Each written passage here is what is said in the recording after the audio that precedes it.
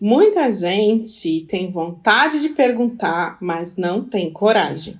E hoje eu vou falar aqui com vocês e vou falar sobre drogas e HIV.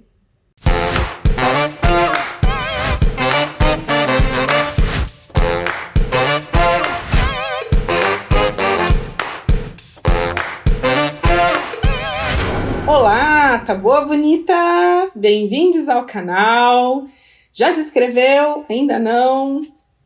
Tá aí a oportunidade para vocês, ó. Vai ali, ativa o sininho, que eu garanto para vocês que vocês vão ter conteúdo muito legal, semanal, todo domingo, ok? Hoje vamos falar de um dos maiores tabus, não só para quem vive com HIV, mas para a nossa sociedade, que são as drogas. E eu vou fazer essa relação das drogas com o HIV. Primeiro, eu quero separar aqui duas situações, tá, gente? Duas situações. Repetindo. O contágio e o tratamento. Então, primeiro vamos falar do contágio. Quando a gente pensa em pessoas que usam drogas e a relação disso com o HIV, a gente tem que entender mais especificamente quanto a drogas injetáveis. Pessoas que usam drogas injetáveis, elas estão sim mais expostas ao risco do contágio por HIV, principalmente se elas compartilham seringas. Isso é algo que é falado desde que eu era criança, eu lembro muito bem, e que até uma informação que de uns tempos para cá não tem aparecido muito nas campanhas. Mas é importante, tá? Então, contágio, sim. As pessoas que usam drogas injetáveis, elas estão mais expostas. E se elas fazem esse uso, o ideal é que elas tenham sua própria seringa ou que elas não, compartilhem que elas não compartilhem a sua seringa com outras pessoas, porque justamente é o sangue que faz o contágio acontecer.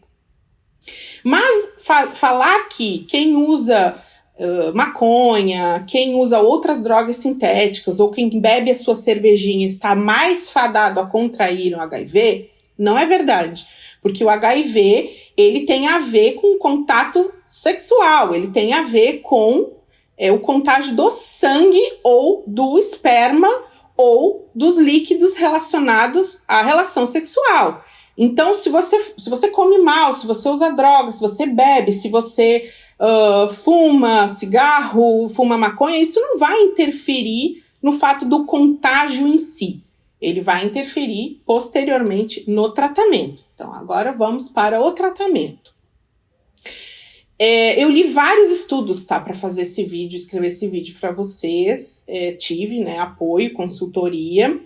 E vou começar pelas drogas que são legalizadas, tá? Então, cigarro. Cigarro, ele é ruim para qualquer pessoa, né?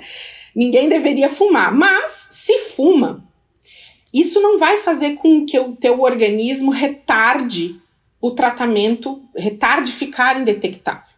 Se você tomar a medicação certinho, você for fumante, você continuar fumando, optar por isso, não vai fazer diferença no quesito tratamento, tá? Antirretroviral, mas pode fazer diferença sim. Se você teve uma doença oportunista no pulmão, como foi meu caso, por exemplo, se você tá com imunidade muito baixa e tende a pegar muita gripe, muita pneumonia, e você é portador do HIV, você tem que cuidar muito disso. Então, talvez seja aí uma boa ideia você cogitar parar de fumar sim. Tá? Mas é tratamento, tá, gente? Quanto à terapia, não afeta. Bebida alcoólica, que também é uma droga legalizada. Faz diferença sim quando você está numa situação de AIDS, tá? Como eu passei. Então, nessa situação, como aconteceu comigo, quando eu tive a rejeição à primeira medicação, o ideal é que você deixe de consumir qualquer coisa que prejudique o seu organismo. Eu fiquei 1 ano sem beber, tá, gente? Eu tô contando o meu caso pessoal. Fiquei 1 ano sem beber, fiquei bastante tempo realmente numa vida muito mais tranquila. Eu procurava até fazer meditação, cuidar da minha respiração, porque é uma coisa que a gente não dá bola, mas a gente faz muito errado no dia a dia, A gente não respira direito. Eu passei a adotar probióticos, uma alimentação mais natural, sempre que possível orgânica, de comida de verdade. Isso aí faz uma baita diferença no tratamento da gente. Então, eu também não bebia, tá? E aí foi uma decisão minha. O médico nunca chegou para mim e disse, você não pode beber. Aí ele só disse, cuida se você beber, porque você está no tratamento, você está fragilizada, então procura beber distante do horário da medicação. Mas eu preferi não beber até que eu estivesse indetectável. E assim eu fiz, tá? Hoje em dia eu bebo. Eu gosto de uma cervejinha, eu gosto de um vinho, eu gosto de uma caipirinha. Não vou mentir pra vocês, tá? Então, de vez em quando eu tomo sim, eu tomo minha cervejinha, tomo meu vinho, tomo minha caipirinha, às vezes nos finais de semana, mas tomo a minha medicação normalmente. E eu não costumo encher a cara, não sou uma pessoa que enche a cara não, mas se por acaso vai ser aquele dia que eu sei que eu vou tomar mais, sei lá, um ano novo, né, o tempo que a gente podia fazer festa, que agora a gente não tá podendo fazer, aí naquele dia eu procurava não tomar a medicação para não, né, dar um impacto, mas 1 dia, 2 no ano, tá, gente? Então isso não faz diferença. Agora vamos para as drogas ilícitas. Começando pela mais popular, que é a maconha. Existem estudos que, inclusive, falam o contrário, tá? Eles não são conclusivos, mas eles apontam melhorias de pacientes que vivem com HIV com o uso do THC. Mas como é inconclusivo ainda, precisa de muito mais testes, né? Outras publicações, não tem como a gente afirmar que a maconha faz bem para quem vive com HIV. E tenho certeza que tem pessoas que vão assistir isso e vão ficar horrorizadas, porque a maconha é proibida. Se vocês não sabem, tá, gente, para vocês que acham isso absurdo, existem estudos muito sérios sobre o THC, sobre as substâncias, a cannabis, muito sérios mesmo, sendo realizados no mundo inteiro, inclusive no Brasil. E especificamente aqui em Santa Catarina, a gente tem uma entidade que chama Santa Cannabis, que eles fazem um trabalho incrível na área de veterinária, na área de enfermagem, na área de medicina, na área de odontologia. É amplo o trabalho deles, tá? Então, eles conseguem importar a medicação, eles estão por dentro e participam desses estudos relacionados ao mal de Alzheimer, por exemplo, tá? E um desses estudos é direcionado para pacientes com HIV. Pasmem. Só que aí eu não posso afirmar nada para vocês, primeiro porque eu não sou cientista dessa área, e segundo porque a gente não tem publicações ainda afirmando assertivamente que faz bem. Mas tá, vamos pensar naquele cigarrinho que, se você é adepto, você fuma às vezes, tá? Ou sempre, a escolha é sua. Não, os estudos comprovam que o uso da maconha ele não afeta em nada a terapia antirretroviral. Então, quanto a isso, vocês podem ficar tranquilos.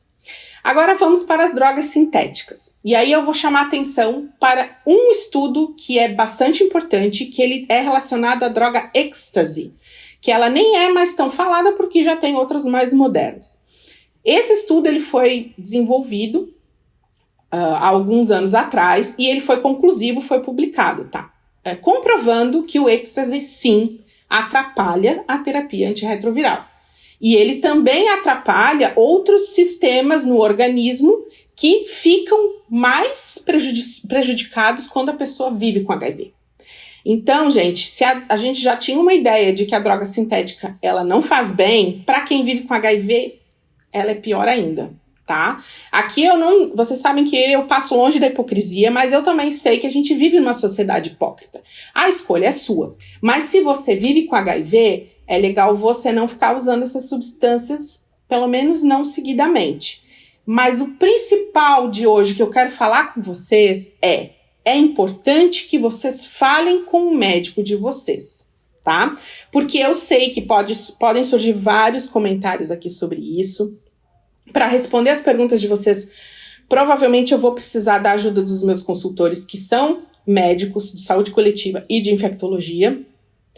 Mas não tem como a gente avaliar a situação de uma pessoa se ela não contar para o profissional que a trata as coisas que acontecem com ela.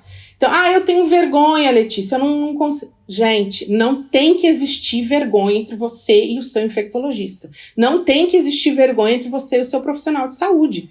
Então, eu falei pro meu médico, assim, doutor, eu gosto de beber uma cervejinha e eu gosto de vez em quando, fumar um cigarrinho de maconha, sim. Eu gosto de fumar meu beck. Perguntei pra ele, tem algum problema? Então, assim, dei a real.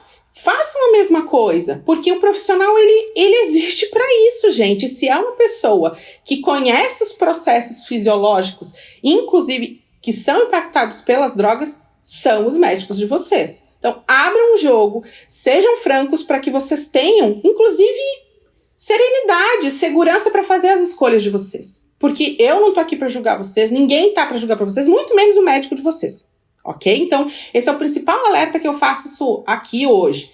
Vocês fumam, vocês bebem, vocês fumam o beckzinho, vocês tomam a bala, o doce de vocês, o médico tem que saber. E ele tem que saber, inclusive, a frequência com que vocês costumam fazer isso. Porque às vezes vai aparecer aí um probleminha lá na frente no exame.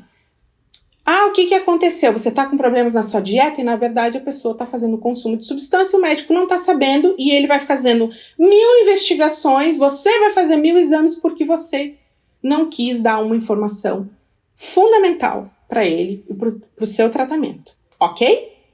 Estamos combinados? Saúde acima de tudo, certo? Obrigada por assistir até aqui. E se vocês acham que o que a gente está fazendo é relevante, tem um meio de vocês nos ajudarem mais, para além de comentar, curtir, compartilhar, que a gente adora, que a gente ama, que é a campanha de financiamento coletivo do canal, do Apoia-se. Link está embaixo, vocês podem nos ajudar um valorzinho pequenininho de R$8, que para nós é um valorzão, tá bom? Obrigada!